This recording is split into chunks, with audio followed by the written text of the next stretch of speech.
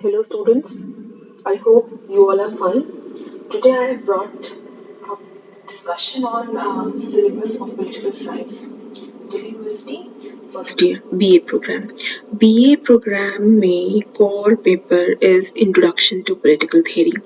और ये जो पेपर है इंट्रोडक्शन टू पॉलिटिकल थ्योरी, इसका डिटेल्स सिलेबस का एग्जैक्टली क्या है, सिलेबस में क्या पढ़ना है आप लोगों को और कितने यूनिट्स में ये पूरा पेपर डिवाइडेड है, क्योंकि अभी रिसेंटली फर्स्ट ईयर का सिलेबस चेंज हो गया है 2019 और 20 में।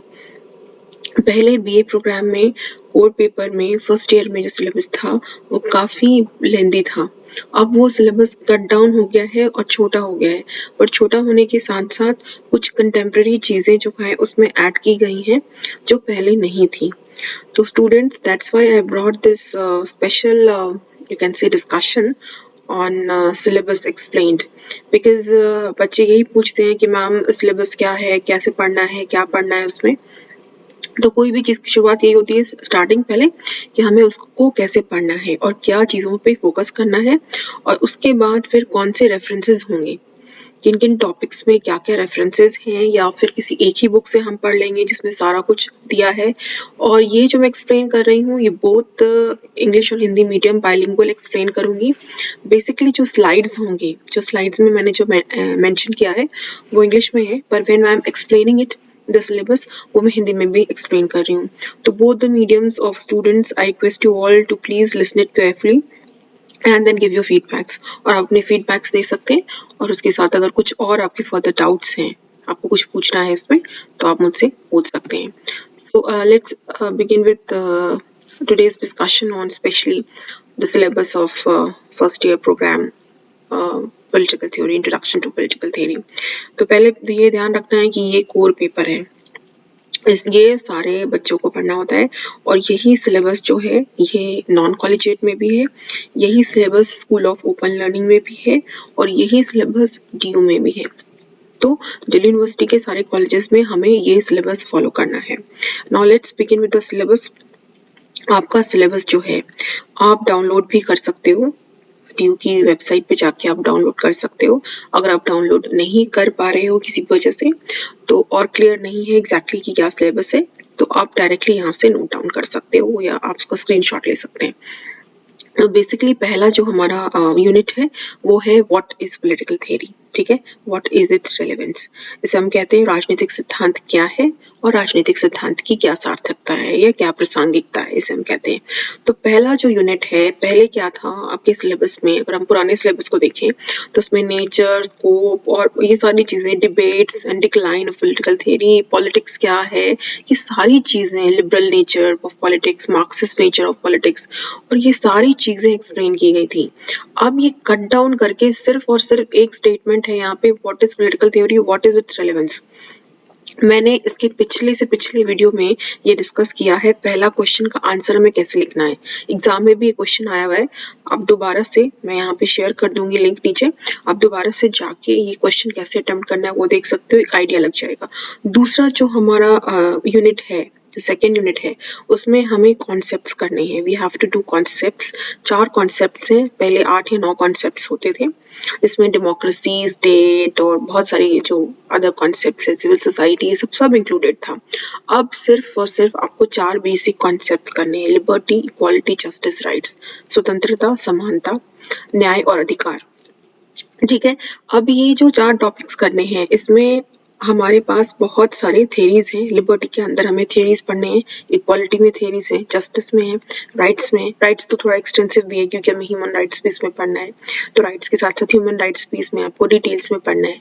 ठीक है, तो लिबर्टी में बेसिकली जो हम फोकस करते हैं, लिबर्टी का जो मेरा, हम लोगों का जो क्वेश्चंस जहाँ से आते हैं और लिबर्टी में हम जो फोकस करते हैं वो बेसिकली होता है लिबर्टी का main understanding, what exactly is liberty, हम कैसे इसको डिफाइन करते हैं, जिसमें हम नेगेटिव और पॉजिटिव लिबर्टी पढ़ते हैं। फिर हम पढ़ते हैं आइसिया बर्लिन का सिद्धांत, जेएस मिल का सिद्धांत, मार्क्सिस्ट नोशन ऑफ फ्रीडम, ये बहुत इंपॉर्टेंट है और क्वेश्चंस काफी कई बार आते हैं इससे। और उसके बाद जो हमारा नेक्स्ट कॉन्सेप्ट है वो है इक्वालिटी पे। ठीक है। समानता में हमें क्या पढ़ना है? समानता में बेसिकली हमें जो पढ़ने हैं वो है डिफरेंट थियरीज और डिफरेंट टाइप्स ऑफ इक्वालिटी। जैसे बेसिकली क्वेश्चन आते हैं इस पे, इक्वालिटी ऑफ अपॉर्चुनिटी पे कई बार क्वेश्चन आए हैं, ठीक है। और फॉर्मल इक्वालिटी क्या होता है, इनफॉर्मल इक्वालिटी क्या होता है, इक्वालिटी और लिबर्टी का रिलेशनशिप क्या है, ठीक है। इक्वालिटी में भी एक जो स्पेसिफिक डिबेट है वो है अफर्मेटिव एक्शन का, सकारात्मक कार्रवाई का, जो दोबारा हमें डिबेट्स में आके करने होते हैं। तो क्या है हमारा वो बहुत अच्छा एक कोरिलेशन बनता है इक्वालिटी का अफर्मेटिव एक्शन के साथ। तो ये कोरिलेशन हमें जानना बहुत ज़रूरी है, क्योंकि हम कोई भी जो पार्ट है उसको अगर हम आइसोलेशन में पढ़ेंगे, कि हम उसे अगर अकेले पढ़ेंगे ये सोच के कि एकदम ये अकेला कॉन्सेप्ट है और इसके साथ कोई इंटरकनेक्शंस नहीं है, तो बहुत ही गलत होगा, क्योंकि सारे कॉन्सेप्ट्स एक दूसरे के साथ कनेक्टेड है। तो बेसिकली हमें इस आइडिया को समझना होगा, इंटरकनेक्शंस को। And then you have to read about justice, न्याय के बारे में पढ़ना होता है। न्याय का सिद्धांत आपने पहले भी एनसीईआरटी में भी पढ़ा होगा, और एनसीईआरटी में भी न्याय का सिद्धांत दिया हुआ है, वहां से भी आप बेसिक आइडिया ले सकते हैं। फिर न्याय में स्पेसिफिक जो हमें पढ़ना होता है यहाँ पे प्रोसीजरल जस्टिस, ठीक है, प्रक्रियात्मक और तात्विक, जो हमें सब्सटैंटिव जस्टिस पढ़ना होता है। तो प्रोसीजरल और सब्सटैंटिव आइडिया में basically John Rawls theory of justice हम पढ़ते हैं। देन और प्रोसीजरल का जो प्लेन आइडिया है जो है, जिसमें से प्रोसीजरल ही आइडिया डिस्कस किया गया है, वो हम रॉबर्ट नोज़ाइक के एंटाइटलमेंट थ्योरी ऑफ जस्टिस में पढ़ते हैं। फिर बेसिकली यहाँ पे फेमिनिस्ट का क्रिटिक है, feminist criticism of John Rawls theory, और पूरा criticism of John Rawls theory, ये बहुत इंपॉर्टेंट होता है और कई बार क्वेश्चंस आते हैं इसमें से, ठीक है। फिर जब हम राइट्स की यहाँ पे हम चर्चा करते हैं, तो राइट्स में there are different theories of rights duties कैसे एक दूसरे के साथ कनेक्टेड है, डिफरेंट डायमेंशंस, लीगल थियरी और legal rights, social rights, cultural rights और मानवाधिकार। मानवाधिकार में भी जो विभिन्न श्रेणियों में भी 4 श्रेणियां आ चुकी हैं, और फिर इनकी आलोचनाएं जो है, तो कहने के लिए तो छोटा है, लेकिन खुद ही एक एक टॉपिक के अंदर बहुत सारे सब टॉपिक्स हैं जो हमारे सिलेबस में मेंशन नहीं है। मैं क्या कर रही हूँ, मैं प्रीवियस ईयर्स के क्वेश्चंस भी कुछ कोशिश करूंगी डिस्कस करने का, कैसे लिखना है, किस तरह से क्वेश्चंस आ रहे हैं, किस एरिया से क्वेश्चन आ रहे हैं, वो अलग से मैं फिर I will discuss with you again in some other lectures. So stay connected so that you get in touch with all the new updates and new things that are going to happen with new syllabus, ठीक है। तीसरा और most important part is the debates. ये जो arguments है political theory में, ये क्यों इम्पोर्टेंट है, क्योंकि जो पुराना सिलेबस था उसमें क्या था, उसमें हम पढ़ते थे आर्ग्यूमेंट, पॉलिटिकल आर्ग्यूमेंट क्या है, राजनीतिक तर्क क्या है, और उसको हम टेस्ट करते थे। तो बेसिकली जब भी हम कोई तर्क देते हैं और हम उसको टेस्ट करते हैं, तो हम टेस्ट करने के लिए पॉजिटिव और नेगेटिव दोनों ही आइडियाज में टेस्ट करते हैं, हम सिर्फ उसको पॉजिटिव बता के टेस्ट नहीं करते। तो बेसिकली जब हम डिबेट्स करेंगे, यहाँ पे 3 मेजर डिबेट्स करने हैं।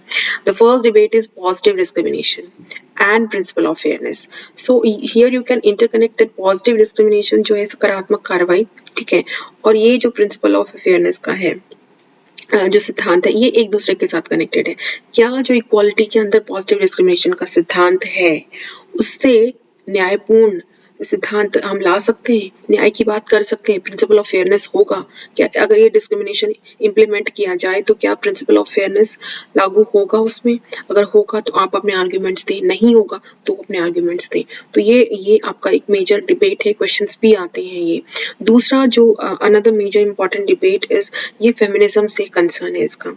तो पहले सिलेबस में क्या था, जेंडर सिर्फ एक ऐसे ही दिया गया था, उसमें पब्लिक वर्सेस प्राइवेट डिबेट नहीं। जब हम पब्लिक वर्सेस प्राइवेट डिबेट पढ़ते हैं, तो बेसिकली जो हमारा आइडिया है यहाँ पे सोशल फेमिनिज्म का जो बेसिक कॉन्सेप्शंस है वो हमें यहाँ पढ़ना होता है, और कुछ हद तक रेडिकल फेमिनिज्म भी इसमें इंटरवीन करते हैं, और कुछ आइडिया लिबरल फेमिनिज्म का भी है इसमें। पर बेसिकली हमें जो फेमिनिज्म की जो पर्सपेक्टिव से पब्लिक वर्सेस प्राइवेट डिबेट पढ़ना है, वो इम्पोर्टेंट है कि क्या इन दोनों का डिबेट है और क्यों ऐसा डिबेट होता है। ये डिबेट बेसिकली कौन से जो फेमिनिस्ट के स्ट्रैंड्स हैं या फेमिनिस्ट के वेव्स हैं, कौन से फेमिनिस्ट के वेव्स में इस तरह का डिस्कशन है, और क्या ये जो डिस्कशन है कितना मतलब हम कह सकते हैं कि ये रेलेवेंट है इन टुडेज कॉन्टेक्स्ट। क्या ऐसा होता है कि सार्वजनिक और निजी क्षेत्र में जो ये वाद विवाद है या ये जो असमानताएं हैं वो देखने को मिलती हैं, क्यों मिलती हैं? तो ये हमें इसको यहाँ पे समझना होगा डिटेल्स में। तो मैंने आपसे पहले भी चर्चा की थी कि जो बुक्स हैं उसमें से मैंने खुद के अपनी बुक की भी चर्चा की जो भी रिसेंटली आई है, और मैंने 2 दिन पहले भी वीडियोस में उसको डाला हुआ है, और आपको सारा टॉपिक्स उसमें वहाँ पे मिल जाएगा, सारा डिटेल्स में डिस्कस है। इसके अलावा भी मैं दोबारा जब के साथ डिस्कशन में आऊँगी। मैं बुक्स को इन ब्रीफ डिस्कस करूँगी कि कौन से बुक से आप कहाँ से क्या टॉपिक्स और उठा सकते हैं और क्या आप लिख सकते हैं। तीसरा जो हमारा डिबेट्स है वो है censorship and it's limits. Censorship basically हम इसे कहते हैं अभिविचना। अभिविचना का क्या औचित्य है, या हम हिंदी में सेंसरशिप भी बोलते हैं, सेंसरशिप और उनकी सीमाएं।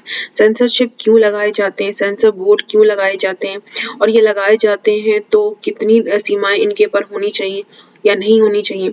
सेंसरशिप में सीमाएं लगानी चाहिए, नहीं लगानी चाहिए, इस आर्ग्यूमेंट की हम यहाँ पे टेस्टिंग करेंगे। बेसिकली सेंसरशिप का जो आइडिया है वो इमर्ज करता है लिबर्टी से हमारा, ठीक है। तो लिबर्टी हमें, जब हम एक्सरसाइज करते हैं तो right to freedom of speech and expression आता है आर्टिकल 19(1)(a) क्लॉज।